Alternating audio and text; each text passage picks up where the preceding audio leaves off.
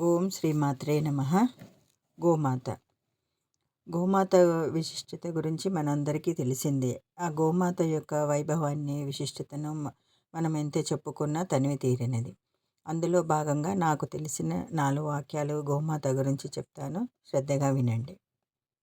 గోవు సూర్యుడి పుత్రిక. శని సూర్యుడి పుత్రుడు.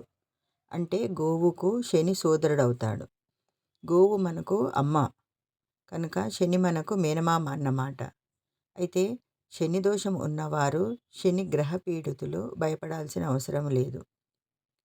పెద్ద పెద్ద హోమాలు, జపాలు చేయవలసిన అవసరము లేదు. అంటే శక్తి ఉన్నవాళ్ళు చేసుకోవచ్చు. శక్తి లేని వాళ్ళ గురించి నేను ఇప్పుడు చెప్తున్నాను అన్నమాట.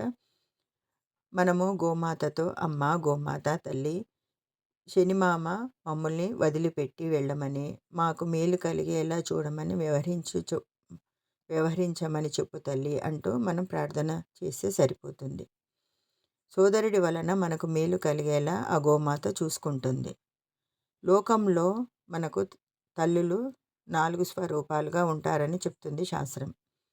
అందులో ఒకటి శరీరాన్ని ఇచ్చిన తల్లి, రెండవ వారు భూమాత, మూడవది శ్రీమాత, నాలుగవది గోమాత. తాను చనిపోయిన తర్వాత కూడా ఈ 3 రకాలుగా ఈశ్వరుణ్ణి సేవిస్తుంది గోమాత. ఒకటి తన కొమ్ముల చేత, రెండవది తన గోరోజనం చేత, మూడవది తన చర్మం చేత. శరీరం విడిచిపెట్టిన తర్వాత ఇలా ఈశ్వరుణ్ణి సేవించే ప్రాణి ప్రపంచంలో గోమాత ఒక్కటే. వేదం ఒక మాట చెప్పింది. అసలు శరీరం విడిచిపెట్టిన పితృదేవతలు తరించడానికి అత్యంత తేలికైన మార్గం ఏమిటంటే, ఆవు గంగడోలు రుద్దుకోవడానికి వాళ్ళ చనిపోయిన తల్లిదండ్రుల పేరు చెప్పి, ప్రత్యేకించి దేవాలయాలకు అనుసంధానంగా ఉండే గోశాలలోకి వెళ్ళి ఒక గరుకు స్తంభం నాటితే, ఆవు కంఠం కిందికి దురద పెట్టినప్పుడల్లా అది రాసుకుంటుంది. అలా రాసుకొని అది సంతోషిస్తే పితృదేవతలు నరకం నుంచి విముక్తి పొందుతారంట. అంత శక్తివంతమైనది గరుకు స్తంభం. నాకు తెలిసిన ఈ 4 మాటలు గోమాత గురించి అండి. ఇంకా చాలా ఉంది చెప్పుకోవాలంటే. మనం ఎంత చెప్పుకున్నా తనివి తీరనిది.